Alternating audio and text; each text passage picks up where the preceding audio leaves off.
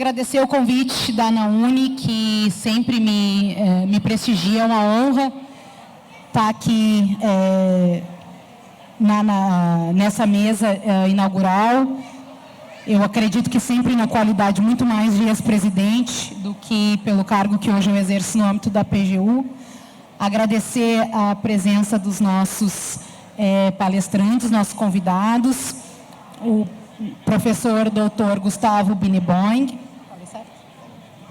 e o professor doutor Gustavo Justino, que, para quem não sabe, o professor Biniboing já é parceiro da advocacia pública há um bom tempo. Ele atuou na ADI dos honorários, pelo Simprofaz.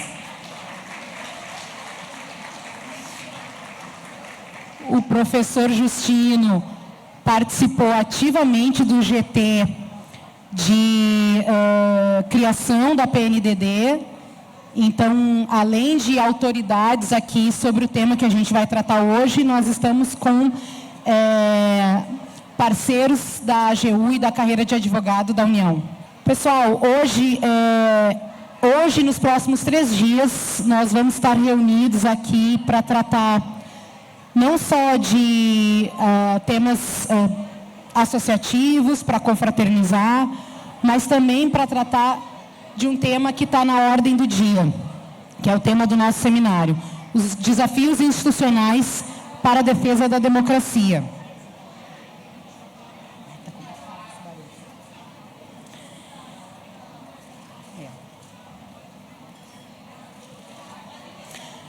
Um tema que está muito em voga, tanto no Brasil quanto no mundo.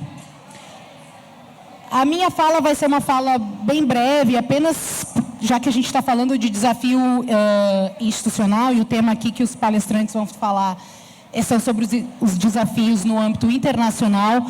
Eu vou só contextualizar alguns dos nossos desafios iniciais no âmbito da PGU, que foram ali o início e a criação da PNDD. Oi? Não precisa. Estou só, fico um pouco com o barulho. Os nossos desafios, pessoal, basicamente, no início do ano foram 2, né? Início de janeiro, dia 2 de janeiro, todo mundo acordou e foi consultar o novo decreto de estrutura da AGU e se deparou com uma Procuradoria Nacional de Defesa da Democracia, criada no âmbito da Procuradoria-Geral da União, que carinhosamente foi cunhada aí pela mídia como o Ministério da Verdade. Então, o nosso primeiro desafio interno era lidar com essa desconfiança, com esse ceticismo e com a crítica que vem embutida com essa analogia de Ministério da Verdade. E para quem não ou esqueceu ou já não sabia de início, mas zelar pela guarda das instituições democráticas é uma atribuição tanto da União, quanto dos estados, quanto dos municípios, desde 88, no âmbito da nossa Constituição. Então, o que a gente está fazendo aqui não é nada de novo. Não tem Ministério da Verdade com nenhuma atribuição que já não fosse atribuição dos advogados da União. O decreto 11.328 previu, basicamente, jogou luzes para 3 atribuições que já eram atribuições dos advogados da União, né? Defender a integridade da ação pública, preservar a legitimação dos poderes e dos seus membros e combater a desinformação. Atribuições que nós já exercíamos em outras, não sob esse nome de Procuradoria de Defesa da Democracia, mas distribuídas nas nossas outros departamentos internos, principalmente aqui no âmbito da PGU. E o nosso segundo desafio era colocar a PNDD em funcionamento. E era uma meta que nós tínhamos aí para, digamos aí, os 100 primeiros dias da gestão. E tenho muita satisfação em dizer que a gente efetivamente conseguiu cumprir a missão que nos foi dada. E em 4 de maio foi publicada a portaria AGU-PGU número 16, que criou a PNDD, prevendo as suas estruturas, seu funcionamento e as suas competências.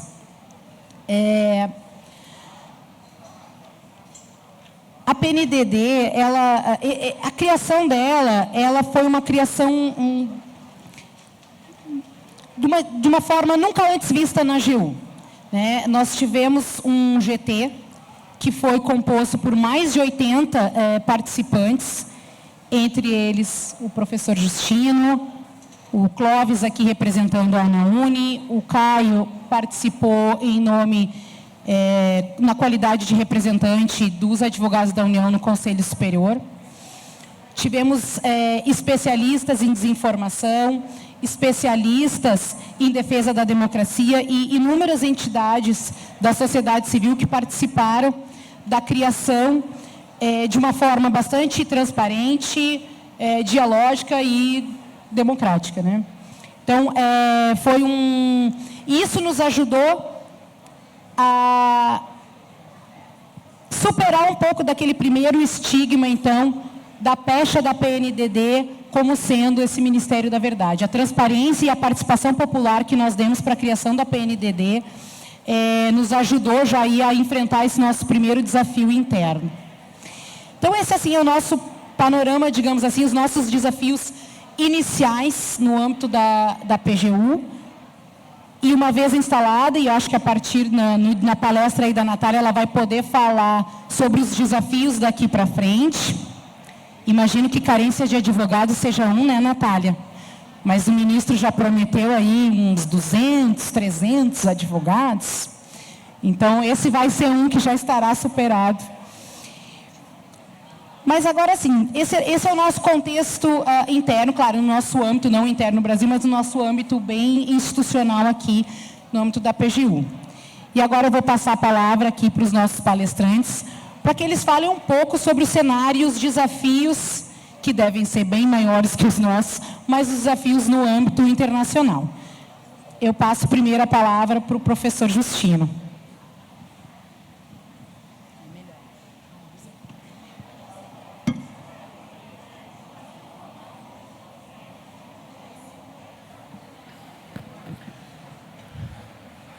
Boa noite a todos.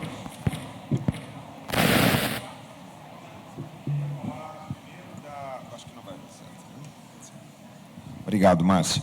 Queria falar primeiro da satisfação e da honra de estar participando deste evento, agradecer o convite. Estive com o Dr. Marcelo, já agradeço também o diálogo que foi se intensificando durante esse ano. Estive com o Dr. Marcelo na semana passada em Fortaleza, fazendo a conferência de abertura do COMPED, que é um grande congresso de pós-graduação no direito, com este tema também, com a presença do Dr. Marcelo, inclusive, na mesa e depois.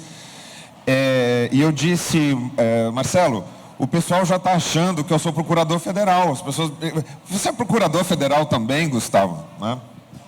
E eu fui advogado público muitos anos na minha vida. Eu fui 14 anos advogado público, procurador do Estado do Paraná. Então, eu entendo todas as agruras de vocês e compartilho também essa alegria que é a confraternização com os colegas. Mesmo tendo saído da PGE do Paraná há tanto tempo, quando nós nos encontramos, da nossa turma, vamos dizer assim, eu não faço mais parte ativamente, como se fosse uma grande reunião de família, e eu já percebi aqui essa energia. Então, queria agradecer à associação, na pessoa do Clóvis, pelo convite, o Pedro também pela generosidade e também sensibilidade no trato. Dizer que eu sou um fã de carteirinha da advocacia pública há muitos anos. Eu posso ter saído da advocacia pública, mas ela não saiu de mim. Ela é uma grande bandeira minha. Eu tenho 32 anos de atuação profissional, 27 anos que vou completar o ano que vem como professor. Então, pensar a advocacia pública num processo de redesenho, que é basicamente o que vocês vão discutir nesses dias, o redesenho institucional da AGU, sob a perspectiva da sua democratização formal e material, é um grande prazer poder contribuir. E, nesse sentido, eu gostaria de parabenizar essa gestão na pessoa do ministro Messias, que tem, dentro da sua generosidade, me convidado para vários eventos, dialogado comigo, não só diretamente, mas também esse diálogo é um diálogo institucional, é uma troca de figurinhas sobre inúmeros temas. Então, eu queria dizer que é um grande prazer poder realmente exercer as minhas atividades de jurista a partir do diálogo e do respeito à minha trajetória. E, especificamente, à associação e aos integrantes da carreira, dizer que eu sou consultor de vocês também. Talvez muitos aqui não saibam disso. E eu sou consultor no Sechá. Então, eu ajudo ou apoio a velar pelos honorários de vocês. Eu digo isso porque os desafios são muitos, há uma complexidade nesse regime de honorários, mas o direito não poderia ser mais claro e mais intenso. E nesse sentido, contem comigo também nesse tema, não só nesse tema, mas aqui nós não estamos para discutir hoje honorários, eu só queria deixar isso registrado, da honra que eu tenho de poder apoiar todos vocês num tema que é essencial para a vida de todos, mas estamos aqui para discutir a defesa da democracia. Vou pedir a gentileza, muito obrigado, para colocar os slides. Primeiro eu queria dizer o seguinte, os slides aqui são vários. Eu não vou...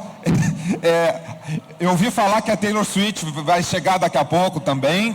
Ela vai fazer um show aqui. Então quem sou eu e o professor Gustavo Bineboy para impedir vocês de verem o show da Taylor Swift, que está chegando daqui a pouco de helicóptero. Então eu vou acelerar um pouco, e aí já vou passar a palavra para o meu querido amigo Gustavo Bineboy. Ele sabe do prazer que é compartilhar sempre as mesas de discussões e diálogo com ele.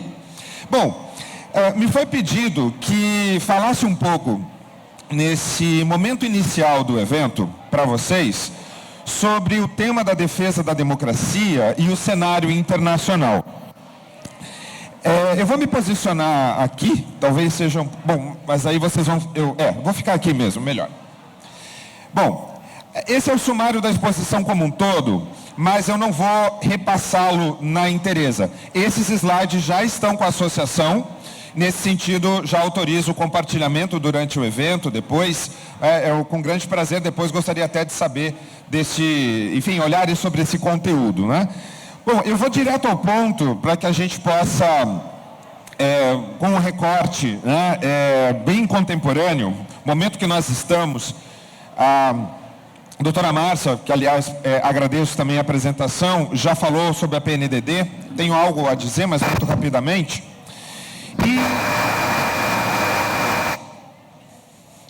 Nesse sentido, portanto, eu só gostaria de apresentar o seguinte: democracia defensiva, defesa da democracia, não foi inaugurado pela PNDD. No sentido institucional, organizacional e de função, sim, nessa atual gestão da AGU. Mas, por vezes, se tem uma ideia de que nunca nenhum órgão, em nenhum país, em nenhum momento, estabeleceu uma organização com uma função específica de defesa e proteção da democracia. Nós temos esses órgãos, nós temos essas agências acontecendo em inúmeros países há muito tempo. E o começo da história da defesa da democracia, se preferirem democracia defensiva, é justamente o contexto alemão, entre guerras, mais próximo da Segunda Guerra Mundial. E lá não se falava em democracia defensiva, mas nós podemos entender a democracia defensiva como um conceito utilizado para explicar os mecanismos de defesa empregados por estados democráticos de direito em face de partidos e grupos não democráticos. Essa é a origem da democracia defensiva. Ela, num primeiro momento, a expressão buscada e criada por Karl Lowenstein foi democracia militante, 1937. Então vejam, nós estamos na década de 30. E ela surge como uma reação forte contra o fascismo, especificamente o nazismo à época. E Lowenstein, portanto, pensa em militância no sentido de defesa do Estado de Direito frente a esses partidos e grupos não democráticos. Por isso a militância. Talvez hoje essa expressão democracia militante possa soar um pouco difícil de compreender. Então, ao longo do tempo, portanto, desde 37 para frente, o tema foi se desenvolvendo. Hoje existem as expressões democracia defensiva, sobretudo democracia defensiva, e ela me parece talvez mais contemporânea, porque ela tenta evitar essa conotação política, ideológica que a palavra militante pode carregar. Não foi a intenção de Lowenstein na época, mas hoje pode soar assim. Então, preferível falar em democracia defensiva.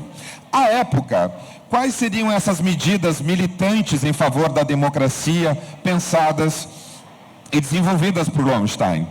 Aprovação de leis para o banimento de grupos políticos extremistas, proibição de produção ilícita de armas, proibição de uso de instituições parlamentares para a prática de políticas extremistas, criminalização da discriminação de gênero, raça, religião ou opiniões políticas e restrição da liberdade de expressão no caso de propaganda subversiva. E justamente nesse ponto final, a construção de Lowenstein se complementa com o paradoxo da tolerância, criado logo depois por Karl Popper, em 1945, num livro muito famoso, A Sociedade Aberta e Seus Inimigos.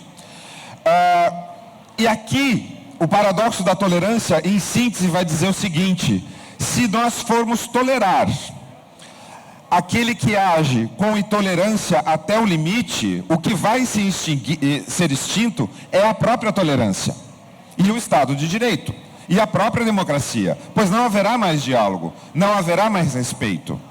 Então, o paradoxo da tolerância, ele volta, vejam, de 45, ele volta, ele reemerge com muita força e complementa a ideia de democracia militante, que hoje podemos denominar de democracia defensiva de Lowenstein.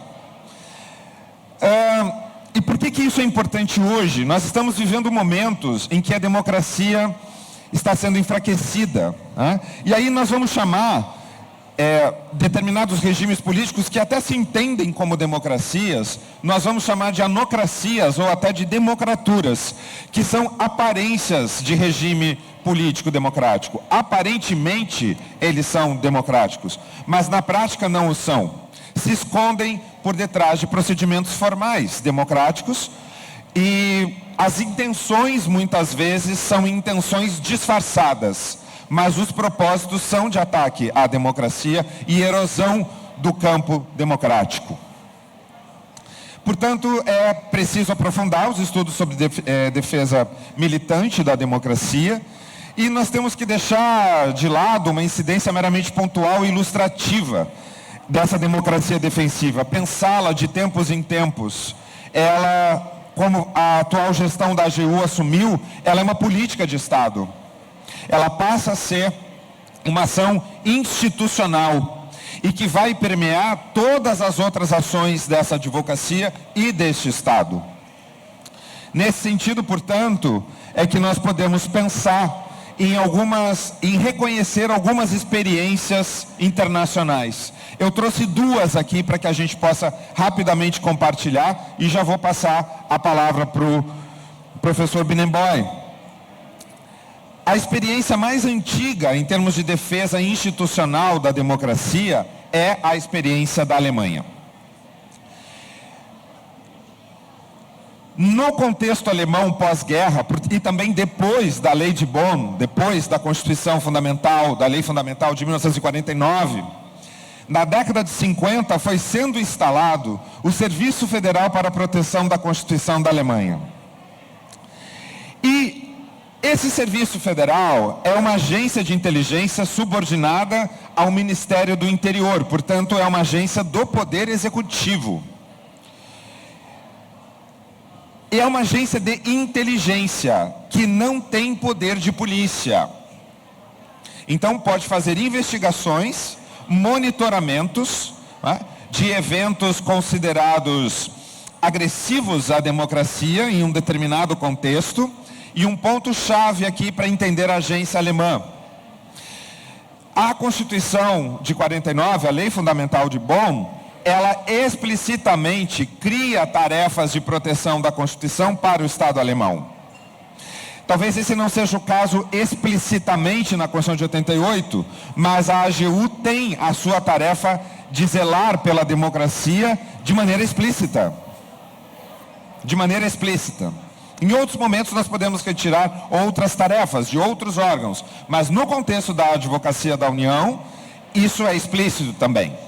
Então faz todo sentido pensar em uma estrutura para operacionalizar a defesa da democracia dentro dessa advocacia de Estado. O objetivo, portanto, da agência alemã, voltando aqui, é concretizar as normas constitucionais que veiculam medidas de democracia defensiva. Quais são elas? Previstas na Constituição de 49. Proibição de criação e manutenção de partidos políticos antidemocráticos, a perda de direitos fundamentais por cidadãos golpistas e a possibilidade de, excepcionalmente, exercer resistência armada contra projetos ditatoriais. Mais contemporaneamente, portanto, a agência alemã existe desde a década de 50. Ela tem uma história de quase 80 anos. Não é possível comparar nenhuma agência recente como a PNDD à agência alemã. Nem é essa a intenção. Embora eu tenha feito um exercício de entender paralelos possíveis entre a agência alemã e a PNDD, num artigo recentemente publicado, foi justamente essa semana, depois eu vou trazer aqui, em que eu e o professor Eduardo Rego, que é me orientando no pós-doutorado lá na USP, pesquisamos. Então, é importante olhar a trajetória e esse lastro da agência alemã. Não para fazer igual, necessariamente, mas tentar entender o que funcionou, o que não funcionou e que a gente possa caminhar melhor. A agência alemã, mais contemporaneamente, alguns eventos iniciais, atuais, a agência alemã ficou conhecida recentemente por combater o grupo radical de extrema-direita Reichsbürger, que tentou aplicar um golpe de Estado para assassinar o primeiro-ministro Olaf Scholz e colocar no poder o Heinrich, 13º, detentor de um título monárquico sem qualquer validade jurídica atualmente. Isso foi no ano passado. No ano passado. Medidas de defesa da democracia para o governo alemão. Recentemente, endurecimento de leis que regulam a venda e o porte de armas em todo o país. E classificação pelo Serviço Federal para a proteção da Constituição da Alemanha, do Reichsbürger, como um grupo com alto nível de perigo. Então, há esse monitoramento na própria sociedade que é feito pela agência alemã. Quando há necessidade de se atuar por meio de medidas de polícia, outros órgãos são provocados. Não será a agência a agir. Portanto, ela é uma agência de inteligência.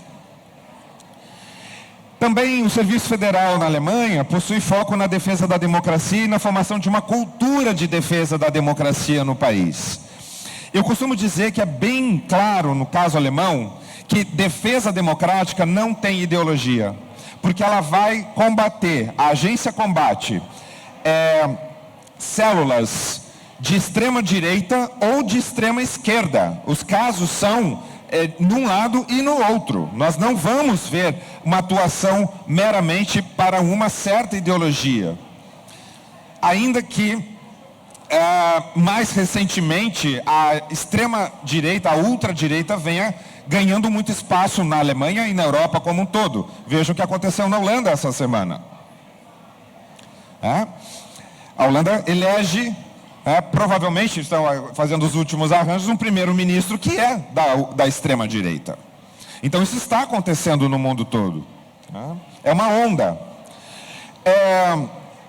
E a agência também possui agentes que estudam o radicalismo de extrema esquerda, portanto, que demonstram uma preocupação em relação à democracia e não a uma ou outra vertente política específica.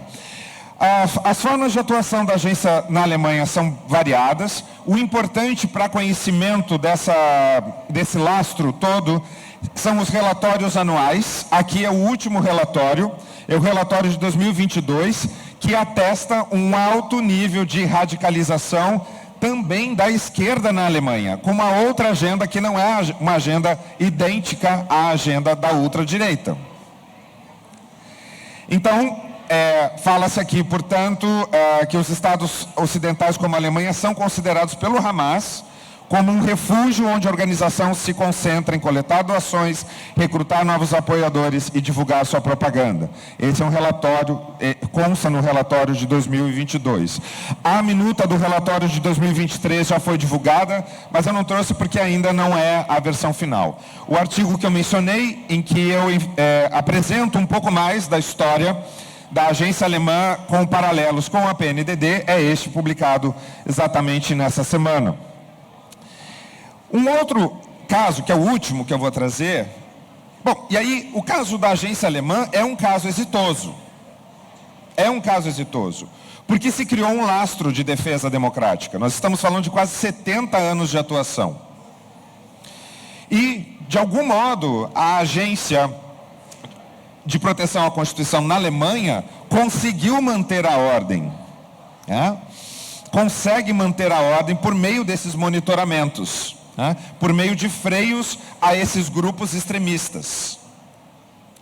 O caso dos Estados Unidos, nesse contexto internacional, me parece bem diferente.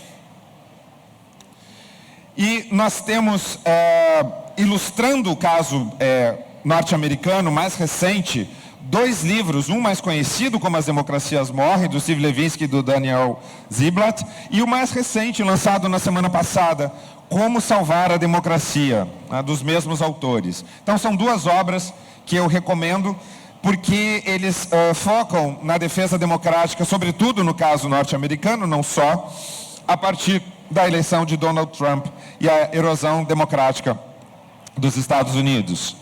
Aqui, para lembrar a invasão do Capitólio, nós temos essas fotos horríveis, que estão na nossa memória, em 6 de janeiro de 2021, foi considerado como uma tentativa de golpe contra as eleições que elegeram Biden, em detrimento de Trump. E nós vamos ter nos Estados Unidos, aí já com Biden, a declaração da Cúpula para a Democracia. É um dos primeiros atos de Biden quando ele assume, mas vejam, é uma declaração baseada no multilateralismo. O que eu quero dizer? É os Estados Unidos, no seu papel de fomentador da defesa democrática, para fora. Para fora. E, quando nós vamos olhar para dentro, aqui alguns trechos da cúpula, enfim, que envolve vários estados, inclusive o Brasil, quando nós vamos olhar para dentro, existe uma agência ligada ao Department of State, que é o Bureau of Democracy, Human Rights and Labor. E essa agência, ela vai defender valores universais, incluindo o respeito pelo Estado de Direito, pelas instituições democráticas e pelos direitos humanos. Mas quando a gente olha para as ações, são ações que também têm mais a ver com a atuação dos Estados Unidos para fora, num contexto internacional. Então, em síntese, internamente, existem pouquíssimas ações de defesa nos Estados Unidos, seja no Department of State, alguma coisa no Department of Justice, mas não são ações concatenadas, que têm o foco da defesa democrática. E aonde que nós estamos chegando? Nós estamos chegando, aqui, talvez a um ponto de inflexão dessa tradição norte-americana de não assumir diretamente uma postura interna de defesa da democracia, talvez por uma tradição liberal muito forte, apesar dos últimos eventos. Mas aí nós temos a invasão do Capitólio e a tentativa de responsabilização desses atos de invasão. O relatório final do Congresso afirma que Trump realizou um plano de múltiplas partes para derrubar a eleição presidencial de 2020. E aí houve muitas condenações por invasão do Capitólio nos Estados Unidos. E, para quem quiser também acessar, o relatório final está aqui. Ele é contundente, mas ainda está sendo implementado. Ele é de dezembro do ano passado. O que tem de diferente, né, quando a gente compara com o caso alemão, por exemplo? Ao contrário da Alemanha, a resposta interna aos atos antidemocráticos nos Estados Unidos, até aqui ao menos, não pode ser considerada satisfatória. E diferente do Brasil também, que é bastante satisfatório. Visto que observa-se uma agenda multilateral para a defesa da democracia, mas sem o fortalecimento da democracia dentro dos Estados Unidos. O próprio presidente Biden, na sua campanha presidencial, levantou a bandeira de que a sua vice, Kamala Harris, assumiria esta agenda, mas não foi o que aconteceu no início do governo para cá. Ela não efetivou esta bandeira diretamente. Nesse sentido, portanto, não há uma ausência de uma postura militante em defesa da democracia nos Estados Unidos e há um risco real, não é potencial, é real, de uma nova edição do trumpismo de extrema-direita, que venha mais forte do que foi a primeira gestão de Trump. Há um desânimo do eleitorado negro com Biden, né? A questão da base do Partido Democrata, há uma certa descrença da base, e a violência política vem reemergindo mais nos Estados Unidos do que o ápice da violência política, que foi na década de 60, com a morte, inclusive, do ex-presidente Kennedy. E um último ponto, também para essa tempestade perfeita, é a composição da Suprema Corte nos Estados Unidos atualmente. A composição é predominantemente conservadora. E aqui eu queria fazer um paralelo também, antes de falar do Brasil, trazer alguns autores latino-americanos que vêm trabalhando a temática da defesa democrática a partir do contexto latino-americano. Por exemplo, ele vai ter muito trabalho com Milei agora, acredito. Roberto Gagarello, um grande jurista, professor da Universidade de Buenos Aires, direito constitucional, ele tem vários livros. Esse aqui é o último, um manifesto por um direito de esquerda, muito interessante, acabei de ler. Esses 3 livros propõem caminhos para a defesa democrática em países latino-americanos. Então, uma coisa é olhar para a Alemanha, outra coisa é olhar para os Estados Unidos, e nós temos que olhar para a nossa realidade latino-americana, que é uma realidade onde tem um predomínio de regime presidencialista, o que em si já traz inúmeros desafios. E que, no contexto brasileiro, nós tivemos inúmeras rupturas democráticas. A tentativa mais recente foi este ano. Mas talvez a sobrevida democrática maior que nós tínhamos tido até aqui, antes do que nós estamos vivendo atualmente, é de 1946 a 64. Todos os demais contextos brasileiros sempre ocorreu ruptura.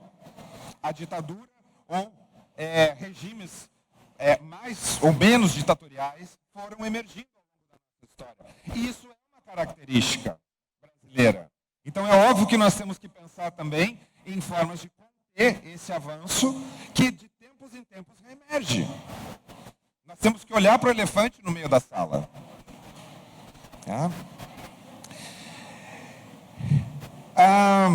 Então o Gargalella é um autor que eu olharia bastante e, como eu disse agora, certamente ele vai ter bastante trabalho para analisar o governo Milei nos próximos tempos. Um outro autor que eu gosto muito e que traz uma metodologia clara de democracia defensiva na prática, vamos dizer, é o Giovanni Capocia. E o Giovanni vai categorizar as estratégias defensivas em 4 segmentos. Eu não vou me deter muito, mas é a militância, a incorporação, a expurgação e aquela que eu acho mais relevante em termos de mudança cultural, que é a educação. A campanha ou campanhas democráticas de valorização da democracia como um valor.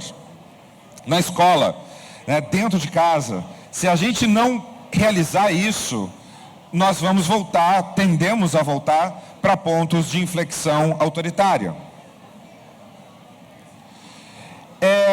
E por último, eu só gostaria de trazer aqui um pouco do caso brasileiro.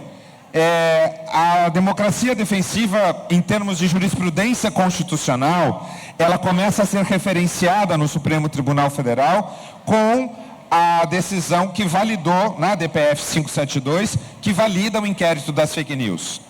Antes desta decisão, deste precedente, nós vamos encontrar aqui e ali menções leves sobre defesa democrática. Mas enquanto linha de argumentação preponderante, de constitucionalização, vamos chamar assim, é esse o precedente principal, relatoria do ministro Edson Fachin, com uma presença marcante do ministro Gilmar Mendes em seu voto favorável à democracia defensiva. Bom, a PNDD, portanto, ela surge, né, nesse contexto atual do governo federal, é uma agência brasileira de defesa da democracia. O ministro Messias, inclusive, utiliza a expressão democracia defensiva no seu discurso de posse. E a AGU acabou, sim, ocupando um espaço deixado pelo Ministério Público, sobretudo o MPF, no governo anterior, no sentido de uma omissão nesse aspecto. Isso serviu como crítica no início, mas é um ponto... não existe vácuo de poder, é isso que eu queria dizer. Não existe vácuo de poder. E a partir do momento em que...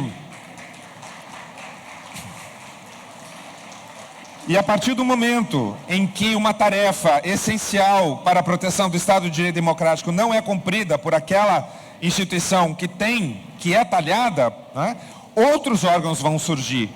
E uma coisa que eu acho muito importante da gente dizer, a gente diz pouco, e temos que agradecer, na verdade, à população brasileira que elegeu o atual governo. Quando o atual governo é eleito, ele assume automaticamente a defesa da ordem pública e da ordem democrática. Mesmo que não fosse um plano, ministro Messias, eu sei que era já, mesmo que não fosse, isso seria esperado. Porque nós estávamos em vias de uma ruptura.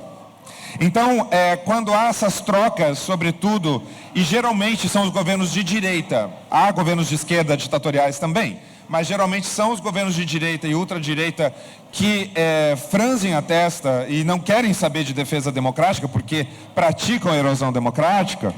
Quando um outro espectro ideológico assume o governo, ele também assume essa bandeira da defesa democrática, e defender a democracia acaba sendo também defender a ordem. Não é pouco. E finalizando, eu queria dizer que, como a doutora Márcia já mencionou, a PNDD foi realizada, a sua estruturação foi realizada de uma forma democrática, né? Isso também é bastante importante. Depois da PNDD criada, o Senado institui a Comissão de Defesa da Democracia, hoje presidida pela senadora Elisiane Gama, do PSD do Maranhão.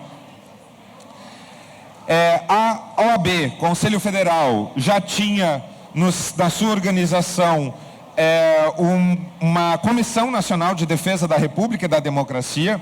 Estava parada, não foi nada atuante nos 4 anos do governo passado, mas ressurge agora em junho de 2023. O que eu quero dizer é a força ou o mecanismo de pressão no sentido positivo que a PNDD acabou trazendo para o sistema de justiça e o próprio sistema normativo.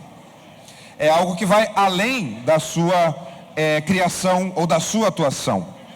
Esse é um efeito muito positivo.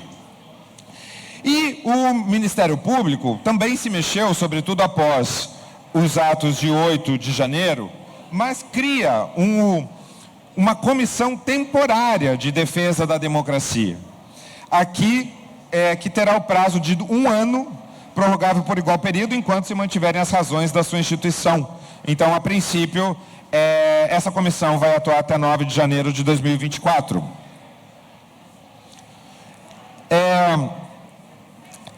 Foi criado também, dentro da perspectiva de se instalar um Sistema Nacional de Defesa da Democracia, o Observatório da Democracia da AGU, presidido atualmente pelo ministro Lewandowski. Bom, e aqui com várias competências, eu não vou me deter, somente para mencionar. E aqui nós chegamos, eu finalizo, com os atos do 8 de janeiro de 2023, com essas fotos que efetivamente não são fake news, né? São fotos verdadeiras. E, diferentemente do contexto norte-americano, os atos antidemocráticos, a partir da imputação de crimes, dessas condutas foram imputadas como crimes atentatórios ao Estado de Direito Democrático, estão sendo julgados diretamente pelo Supremo Tribunal Federal. Nos Estados Unidos, esses crimes não são específicos, é importante dizer, eles são crimes de invasão, de propriedade, de prédio público, que temos aqui também, mas não são crimes específicos atentatórios ao Estado de Direito Democrático. Portanto, são os juízes de primeira instância que estão julgando. Então, aqui, nós tivemos a primeira condenação muito mais rápido que lá. Né? E, para além das condenações que estão acontecendo, nós temos o Ministério Público Federal também atuando por meio de acordos de não persecução penal. E os acordos de não persecução penal, baseados no artigo 28A do CPP, acabam sendo uma ferramenta de desobstrução importante do Judiciário em relação aos atos de 8 de janeiro de 2023. Para além desses atos, nós tivemos também o relatório da CPMI, recente, dos atos antidemocráticos, e inclusive, para além dos indiciados, que foram vários, 61 pessoas foram indiciadas, 27 nominais, e os demais também se enquadrando em alguns casos, nós temos no relatório a menção explícita sobre democracia defensiva, o que é um grande avanço. E esse relatório foi entregue a todos os órgãos que têm, vamos dizer, poder de investigação, poder de punição, poder de responsabilização. Isso é um dado muito importante. E também foi proposto a criação do Dia Nacional da Defesa da Democracia. E um dado que é triste para nós advogados, sejamos públicos ou privados, é que se encontrou uma certa minuta, né, de tentativa de golpe, no sentido de um ato normativo que teria sido elaborado por um advogado e que evidencia também aqui a possibilidade do direito se voltar contra as institucionalidades. Né? Isso está sendo investigado e eu achei esse fato muito grave e é importante que seja investigado, sobretudo pela OAB, pela OAB e pelo Conselho Federal. Né? Bom, dito isso, eu teria várias outras ideias aqui, mas eu vou concluir. Acabei falando mais do que eu queria. O que eu posso sintetizar, portanto? O Supremo Tribunal Federal está criando uma jurisprudência de democracia defensiva em meio ao fogo cruzado da polarização política. Porém, democracia defensiva não é um tema exclusivo do Poder Judiciário. Isso é importante que se diga. É uma incumbência essencial, uma tarefa obrigatória de todos os poderes, também do Ministério Público, mas não só. Então, além dessa jurisprudência judicial, existem iniciativas importantes como a PNDD, que no seu conjunto vão ser responsáveis pela criação de uma cultura de respeito à democracia no Brasil. É importante que a democracia defensiva não seja concebida como instrumento para a promoção da vingança institucional ou revanche política. Nesse sentido, é preciso ter cuidado para não parecer parcial e fomentar a desagregação da sociedade. É necessário estabelecer estándares de atuação, procedimentos, uma discricionariedade, critérios de discricionariedade de atuação, mas também uma atuação discreta, que me parece vem sendo seguida muito bem pela PNDD. Daí a necessidade de pensar a democracia defensiva enquanto ramo do direito com imparcialidade e cientificidade. E a transparência e publicidade ajudam a fulminar as antipatias, mas sempre com respeito às prerrogativas dos acusados, como no caso do ANPP. Por último, portanto, o que eu penso é que a democracia defensiva no Brasil do século XXI é um novo campo multidisciplinar de especialização do direito. Nós estamos vivendo este momento. Eu fico feliz em poder contribuir para a estruturação desse novo campo do direito. Novos deveres e comportamentos de perfil pragmático do direito acabam se originando da democracia defensiva. Um novo código de conduta tendente a proteger a democracia por todos os poderes, parlamentares, cidadãos, sociedade. E uma nova metodologia também para prevenção, gestão e solução de conflitos no campo democrático. Aqui tem um QR Code com a disciplina que eu ministrei no primeiro semestre desse ano, lá na USP, Democracia Defensiva e Administração Pública. Essa disciplina de mestrado e doutorado, ela é aberta, então é só clicar aqui, depois também no QR Code, quando vocês tiverem acesso aos slides, e aí todo o material vocês podem fazer download, né? Então ela é uma disciplina aberta, eu acho importante a academia contribuir nesse sentido de uma maneira concreta, é o que eu tenho tentado fazer. Esses são alguns dos meus artigos produzidos nos últimos anos sobre a matéria, e eu agradeço muito a interlocução e o respeito à minha trajetória à PNDD, à AGU, à Procuradoria-Geral da União, que tem utilizado todos esses artigos e temos debatido o que aqui consta. Essa é a bibliografia que eu utilizei também a palestra. E eu trouxe, só para fazer um jabá final, eu acabei de lançar a minha parte da minha biografia, A Arte de Se Inspirar, uma semibiografia no direito, e eu vou lançar na Biblioteca do Senado, em Brasília, no dia 5, e em São Paulo, na Livraria da Tarde, no dia 7 de dezembro agora. Eu trouxe esse exemplar para a gente sortear ao final, depois a gente vê como fazer.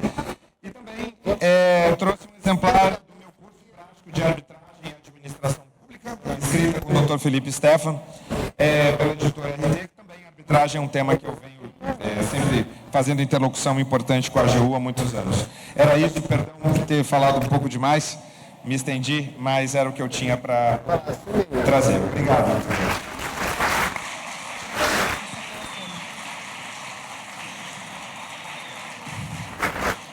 Obrigada pelas suas palavras, professor Justino. Agora eu passo a palavra ao professor Gustavo Binebon.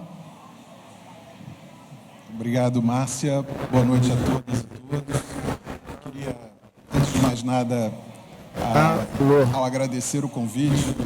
Lopes, do Dr. Pedro, saudar meu querido amigo, o professor Gustavo Justino. Só um professor muito experiente conseguiria fazer essa exposição nesses altos decibéis que nos acompanham aqui. Queria dizer que eu achei a apresentação valiosíssima, a experiência tanto alemã como norte-americana devem nos inspirar, devem servir de aprendizado institucional para o Brasil. E eu vou, como demonstração da minha gratidão, invocar um ensinamento do criador do programa Fome Zero, o saudoso sociólogo Herbert Souza Betinho, que dizia que quem tem fome tem pressa. Então, serei extremamente breve. Vou tentar dialogar com a experiência estrangeira a partir do que tem sido construído nessa breve e já marcante gestão da Advocacia Geral da União, transformando a defesa da democracia a política pública. Não sem antes fazer um registro histórico. Há poucos anos atrás, num reflexo nacional de um momento global que tem sido chamado de recessão democrática e dado origem ao que os especialistas têm chamado de democracias iliberais e de constitucionalismo abusivo, nós vivenciamos no Brasil uma tentativa de usurpação do Estado Democrático de Direito em diversas frentes. A que me ocorre aqui de maneira mais clara, nítida, cristalina, foi uma campanha em torno da própria manipulação, como disse o Gustavo, da interpretação da Constituição a partir do seu artigo 144. Juristas quase delirantes defendiam uma interpretação que conferiria às Forças Armadas o papel de árbitro entre poderes. Eu participei de uma resistência a esse movimento, como militante da Ordem dos Advogados do Brasil. Assinei um parecer com 2 ex-presidentes da Ordem, o presidente Felipe Santa Cruz e o presidente Marcos Vinícius Furtado Coelho, procurando desmontar o que nos parecia uma tentativa de uso antidemocrático do direito constitucional e de maneira vil de um dispositivo da Constituição Cidadã, da Constituição promulgada por Ulisses Guimarães, que no dia da sua promulgação disse que ele tinha ódio e nojo da ditadura. E é muito significativo que naquele momento em que a questão acabou sendo judicializada perante o Supremo Tribunal Federal, por um partido político e depois pelo próprio Conselho Federal da OAB, em que a tese defendida pela OAB de que o artigo 144 da Constituição não se prestava a esse tipo de manipulação antidemocrática, que não tenha havido naquele momento uma manifestação veemente do órgão jurídico central e mais importante da nação, que é o Está modulado. Este governo tem a criação de um órgão específico, especializado, voltado a criar material humano, profissionais com expertise e experiência na defesa da própria democracia. É muito significativo que hoje a defesa da própria democracia seja compreendida como uma política pública de Estado que não depende apenas do Poder Judiciário, do Ministério Público, mas que, a meu ver, encontra no Poder Executivo e, simbolicamente, na Advocacia Geral da União, como órgão central do Sistema Jurídico Nacional, vamos dizer assim, o think tank, o ethos central da construção de um direito democrático no país. Então, desde já, meu cumprimento, meu respeito, minha admiração na pessoa do ministro Jorge Messias.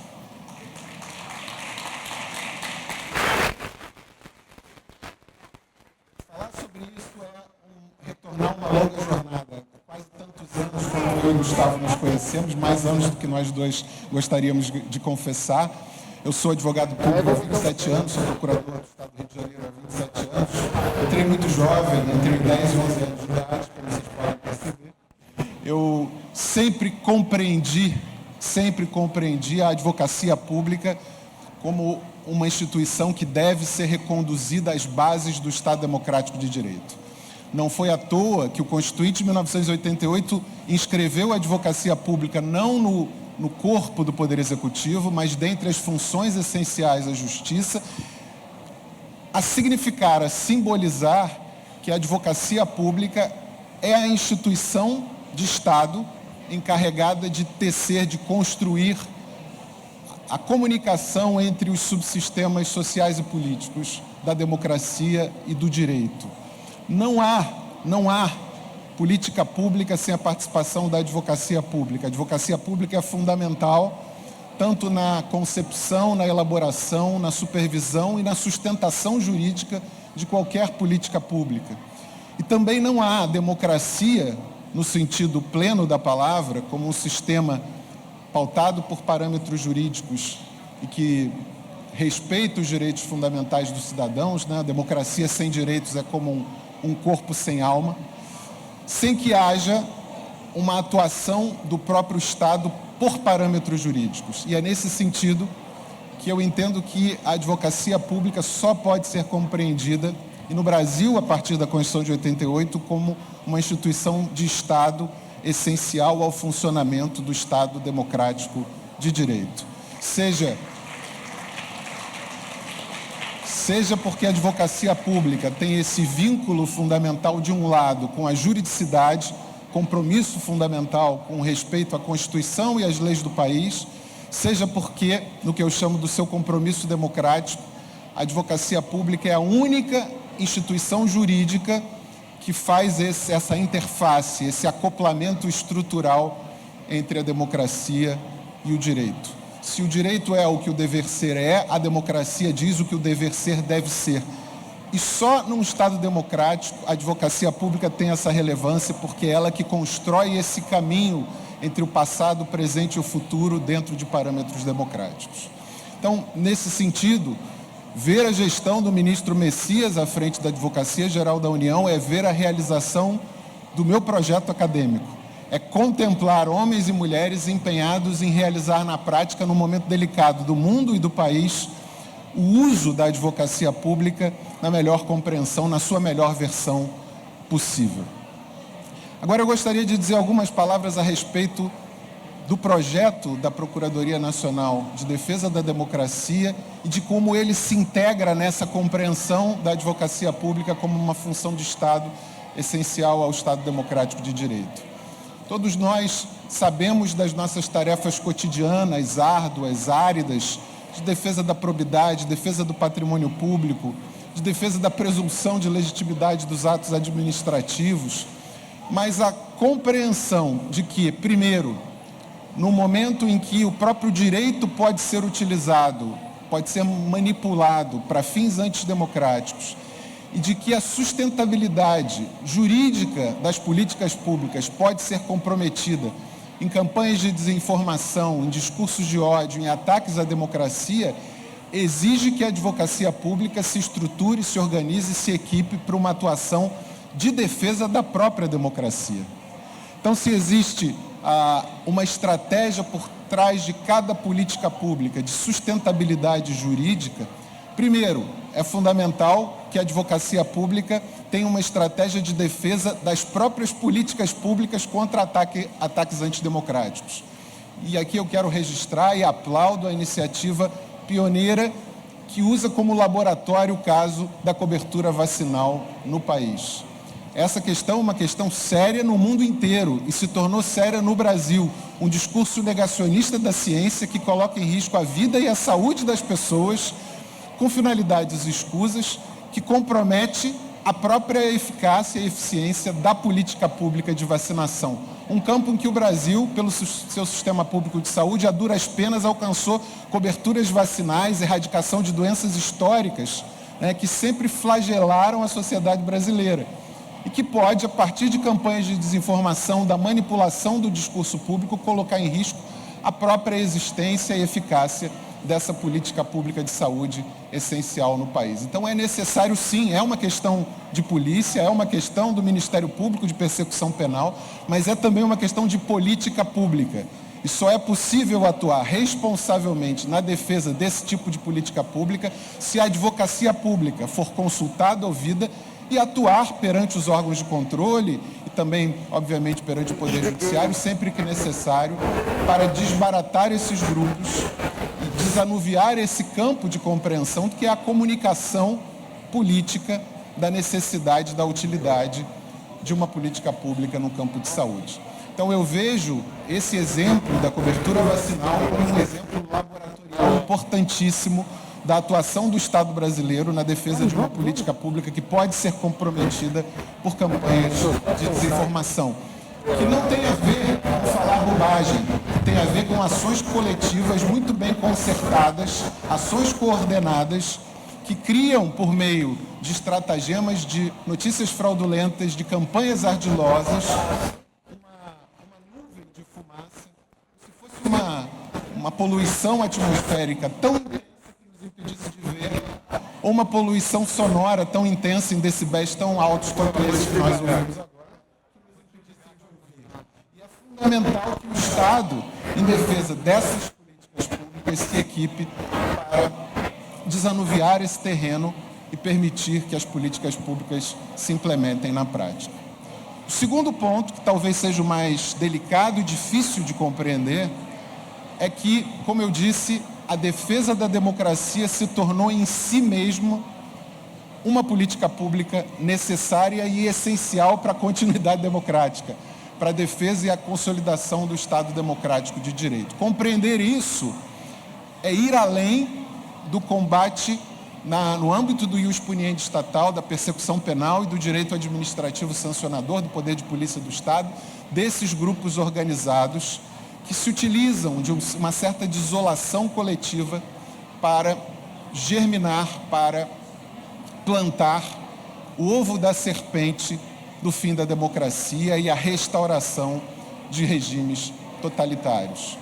A Europa conhece isso muito bem desde a década de 30. Me fala muito a alma ver Karl Lowenstein, que era um jurista alemão, um judeu como eu, militando na causa da defesa da democracia ou da democracia defensiva, e que essas lições tenham inspirado brasileiros como eu no início do século XXI.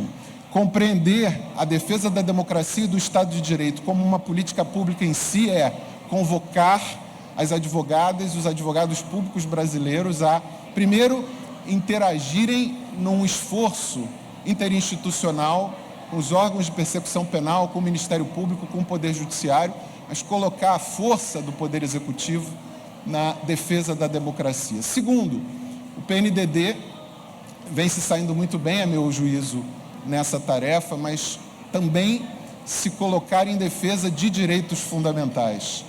Quando eu ingressei na advocacia pública, era um tabu se dizer que o advogado público era também um advogado da realização de direitos humanos, de direitos fundamentais. Havia uma compreensão no Brasil, a meu ver já superada, mas que ainda é renitente, na formação dos advogados públicos, de que o advogado público era atrelado apenas aos interesses secundários da fazenda pública. E hoje já existe uma geração de pessoas, de profissionais formados, recrutados pela advocacia pública, pela via republicana do concurso público, que compreendem o seu papel como também o papel de realizadores de direitos fundamentais. Esse não é um papel exclusivo da Defensoria Pública nem do Ministério Público, são bem-vindos. Mas quando a advocacia pública atua aliando o direito à política, transformando a política em política pública, essas políticas públicas ganham uma eficácia, ganham a realidade de números que transformam a realidade e a vida das pessoas. Isso a gente pode dar esse depoimento, vocês como advogados da União e eu como procurador do Estado, as maiores realizações da minha vida foi a advocacia pública brasileira que levou ao Supremo Tribunal Federal a questão da união civil entre pessoas do mesmo sexo, depois elastecida e reconhecida como casamento. Foi a advocacia pública brasileira que tem defendido as causas da igualdade de gênero, da igualdade racial. Foi a advocacia pública brasileira que primeiro defendeu as ações afirmativas com corte étnico-racial no Brasil, que se saiu vitoriosa no Poder Judiciário. Então esse é o primeiro ponto. Ser advogado público é ser advogado, sim, de direitos fundamentais, quando interesses fundamentais residem na defesa da dignidade da pessoa humana, às vezes na menor de todas as minorias, que é o indivíduo único, o indivíduo insubstituível. Em segundo lugar, a advocacia pública, que zela pela defesa, sustentabilidade e viabilização jurídica de políticas públicas, deve sim estar engajada na defesa da democracia como uma política pública, que seja uma política interinstitucional, que saiba reconhecer erros e veja nesse desenvolvimento da PNDD um aprendizado institucional que vai passar por revisões periódicas, que vai saber separar o que é a defesa da liberdade de expressão como uma meta, um objetivo, um móvel da própria PNDD, do que é campanhas de desinformação, e o seu combate, a meu ver, é condição de possibilidade da existência de uma democracia com liberdade de expressão, e vai permitir que, ao longo dos anos, se formem novos profissionais e novas gerações treinados nessa advocacia. É preciso que a defesa da democracia esteja no coração do Estado brasileiro, e nesse coração tem que bater mais forte o coração da advocacia pública. As pessoas precisam ser treinadas para isso, com expertise, entendendo o que é advocacy de democracia, o que é advocacy de direitos fundamentais, e com experiência acumulada ao longo dos anos, que gere uma memória institucional que jamais permita que o Brasil reincida nos erros do passado de abandonar a democracia e o Estado de Direito. Então, meu reconhecimento à Advocacia Geral da União, meus parabéns por ter escolhido esse tema para o ENAU. Eu fui ainda com 29 anos no ENAU, realizado no Rio de Janeiro em 2001, era um jovem professor, mas eu vivi bastante para testemunhar esse momento. Parabéns, inclusive pelo título, né? Defesa da Democracia e Construção da Identidade Institucional da Advocacia Geral da União. Se existe né, um destinatário para o nosso trabalho. Esse destinatário é o cidadão, e o destinatário institucional da nossa atuação é a defesa da democracia e do Estado de Direito. Muito obrigado a todas e todos.